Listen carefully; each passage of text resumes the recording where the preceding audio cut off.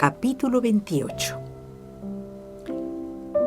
Estamos describiendo ya a la hermana Josefina adorando la voluntad de Dios en esos momentos tan difíciles como son los de una enfermedad terminal, consciente 100%, en la que no perdió ni su buen humor, ni su paciencia, ni su dulzura, sino que al contrario, crecieron.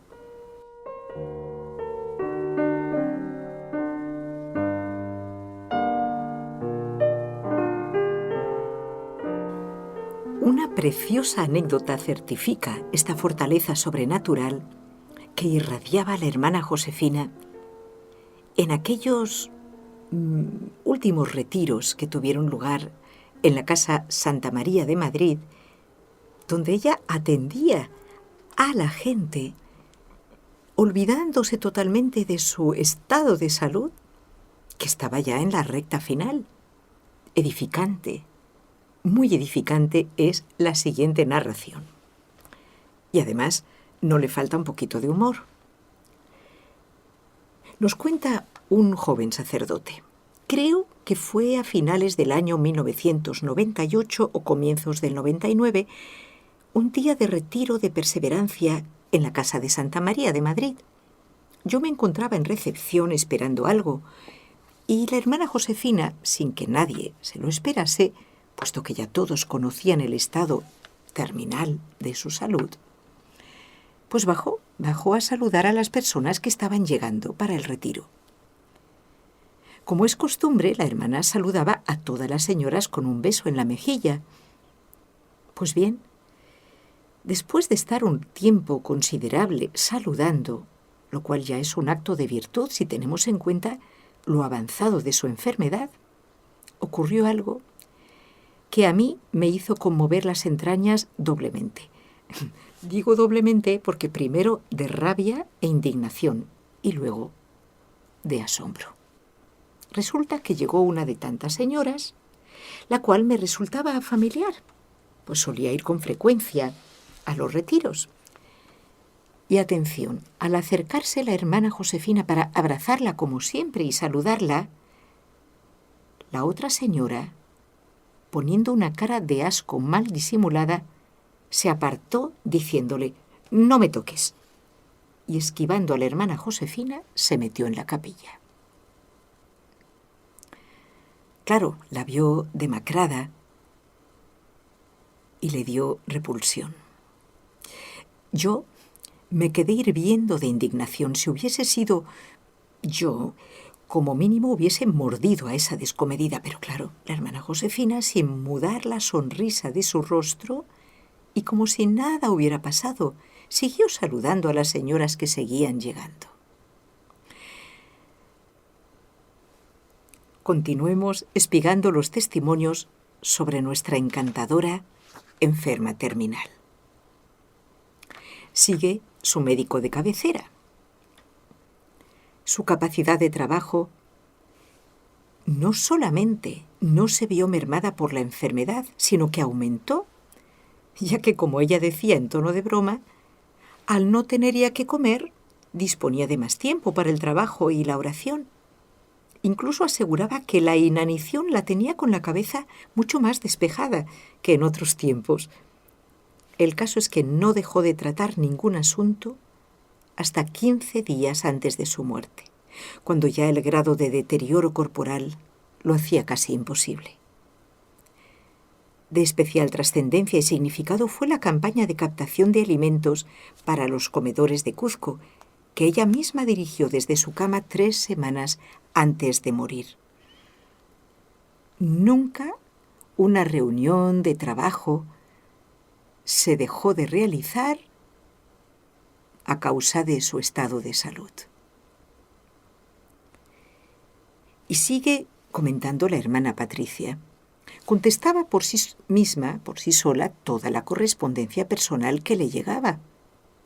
Para ello contaba con una máquina de escribir eléctrica bastante rudimentaria, que cuando la hermana ya no se pudo levantar, le cambiamos por una portátil, pero que le fue muy difícil aprender a manejar. Por último, lo que hacía era llamar por teléfono para contestar personalmente a las hermanas sus cartas. La verdad que no se fiaba de los ordenadores que, decía ella, más dan problemas que soluciones. Y siguen los testimonios. La hermana Josefina estuvo atendiendo asuntos de gobierno hasta que literalmente no pudo más. Procedía así. Leía ella los faxes que le llegaban. Y nos dice la Madre María Teresa, en los 3 últimos meses me los pasaba para que le diera mi opinión y varias respuestas me pedía que se las redactara. Con suavidad iba formándome, matizando algunas de mis observaciones, mostrándome aspectos ignorados por mí.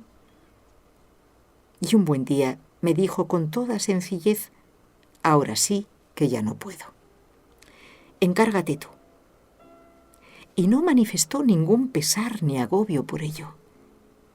Es que ya vivía ese perfecto abandono sin esfuerzo alguno. Estaba en Dios.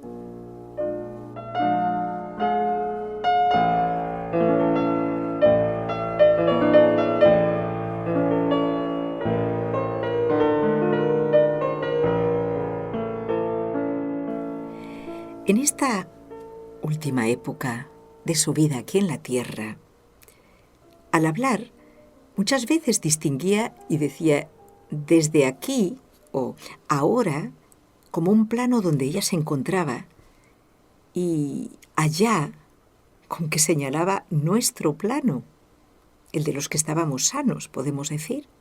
Y así comentaba, desde aquí todo se ve distinto. La vida es de otra manera. Las cosas tienen otra proporción, otro valor. Y en sus juicios sobre las situaciones se notaba la sabiduría de la cruz. Cuando a veces pensaba que Dios podía sanarla milagrosamente, casi se estremecía. Le daba un vuelco al corazón. Según me comentaba, ya no se veía en este mundo. Creía que no hubiera sido capaz de readaptarse a él.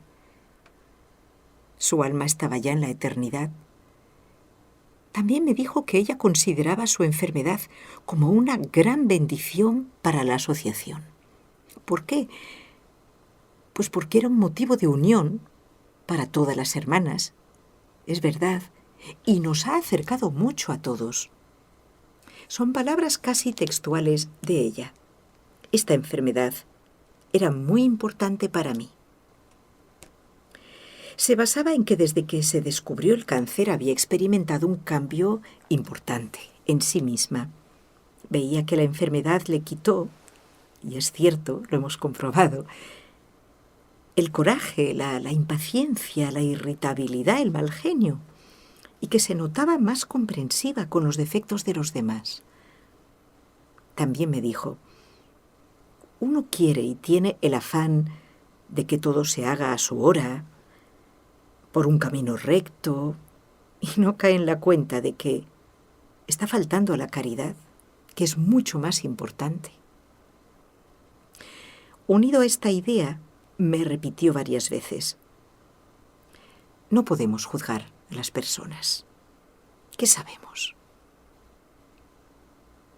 Este pensamiento lo hacía extensivo también al misterio de la gracia, y refiriéndose a los que se fueron de la asociación y a los que se han quedado, pero también veía claro cuál era la raíz de la serie de malentendidos y dificultades que, como en todas partes, surgían en nuestras comunidades.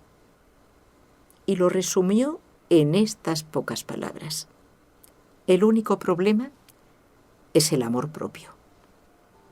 Cuando hay mío y tuyo, no está Dios, porque Dios es nuestro.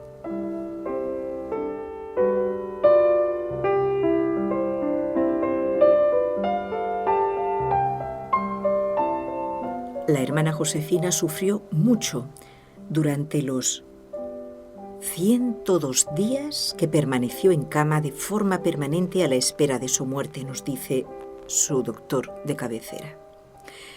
Sufrió dolores, impotencias continuas y progresivas en sus funciones básicas, miedos y angustias naturales. Veía con sus propios ojos una tumoración que sobresalía día a día en su abdomen, mientras todo su cuerpo se iba consumiendo y quedando en los huesos. Pero también sufrió porque quería vivir aferrada a la voluntad de Dios. En esos momentos, y no sabía si lo estaba haciendo bien. Sufrió por ver cuántas molestias ocasionaban sus cuidados. Sufrió por los problemas de la obra que no dejó de atender desde su lecho de enferma. Sufrió por el santo temor de no estar siendo fuerte y valiente en los días finales de su vida. Temía defraudar al Señor en su última prueba. La carrera final, antes de la meta, la quería correr bien, pero era tan novedosa para ella que dudaba si le estaba agradando al Señor.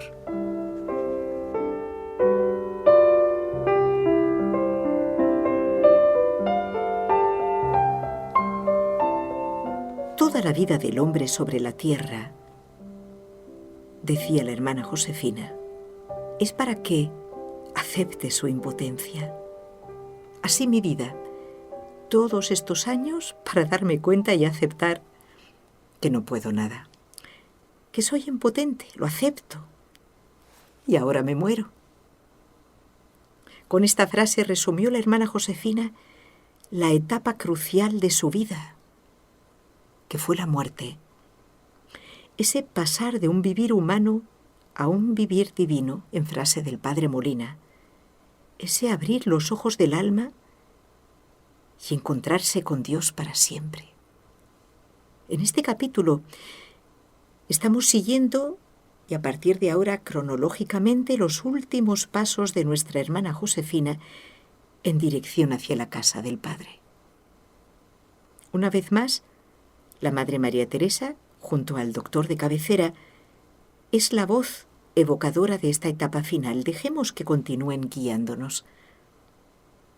Nos dice él, en agosto se comenzó a controlar el dolor con morfina por la progresiva intensidad del mismo. Pero poco a poco su cuerpo se iba consumiendo, ya que la alimentación mínima que por una vena se le administraba no era capaz de detener la lenta consunción. Y nos confirma la Madre María Teresa.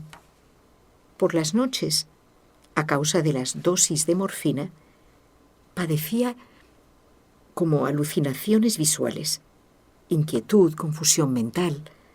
Entonces era frecuente que se asustara por esos bichitos que caminan por la pared, como decía ella, o que llamara muy desasosegada para preguntar si ya teníamos todo preparado para una misa, y esto a las 2 de la mañana, insistiendo en que el padre Molina estaba esperando, etc.